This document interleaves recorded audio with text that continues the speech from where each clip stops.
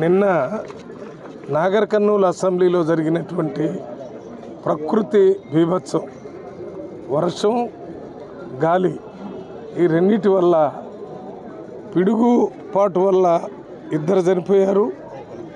గోడ పడిపోవటం వల్ల, షెడ్ పడిపోవటం వల్ల 4 చనిపోయారు. ఈ చనిపోయినటువంటి కుటుంబాలు సామాన్య కుటుంబాలు. ఈ కుటుంబాల్లో చనిపోయిన వాళ్ళని ఎక్కడెక్కడ చనిపోయారో అక్కడికి నేను, మన స్థానిక ఎమ్మెల్యే రాజేష్ రెడ్డి గారు ఇద్దరం వెళ్ళి కలిసి మాట్లాడి అక్కడి నుంచే కలెక్టర్ గారితో, అక్కడి నుంచే ముఖ్యమంత్రి ఆఫీస్కి మాట్లాడటం జరిగింది. ఇక్కడ జరిగినటువంటి ఈ యాక్సిడెంట్లో చనిపోయిన కుటుంబాలకి రాష్ట్ర ప్రభుత్వం నుంచి రావాల్సిన ఆర్థిక సహాయాన్ని వారం 10 రోజుల్లోనే వెంటనే వచ్చే విధంగా మేము మాట్లాడాము. ఇస్తానని కూడా అక్కడ చెప్పారు. అది చేయటమే కాకుండా ఈ కుటుంబాలకు సంబంధించి ఇండ్లు కానీ ఇతర ఏ రకమైన సహాయం ఉన్నా ఎమ్మెల్యే గారు వారందరినీ మళ్ళీ పరామర్శించి వాటిని కూడా ఇవ్వటానికి ప్రయత్నం చేస్తారు. వారు ఇక్కడ షెడ్ పడిపోయినా, అక్కడ ఇళ్ళు పడిపోయినా, ఎక్కడికి ఏ ఇబ్బందులు ఉన్నాయనేది చూసుకోవటం కోసమే వెంటనే రాజేష్ రెడ్డి గారు నేను వచ్చి మాట్లాడటం జరిగింది.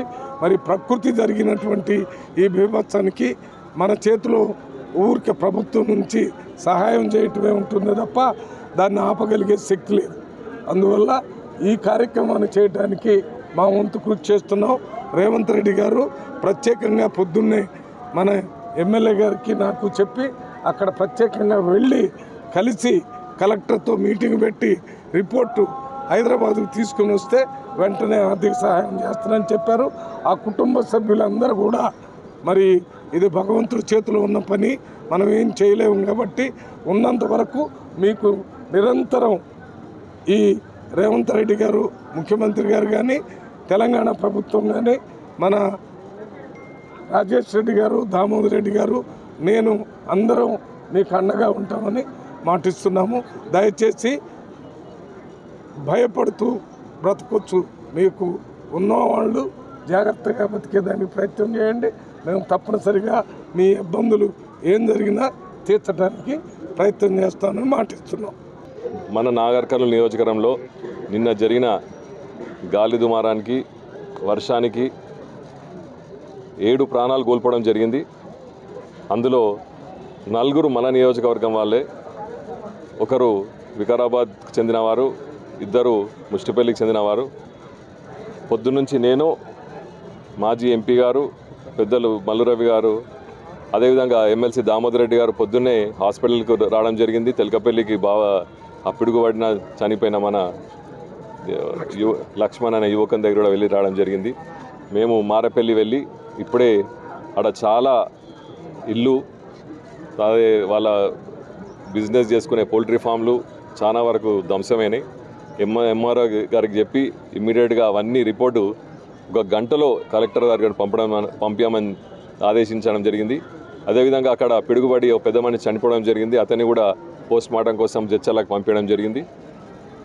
ఇక్కడ కూడా వచ్చి చూడగానే ఇంత దురదృష్టకరమైన వార్త వినగానే మొత్తం యావత్ తెలంగాణ కూడా బాధపడుతుంది. ఈ వార్త ముఖ్యమంత్రి గారి ఆఫీసు దృష్టి కూడా పోయింది.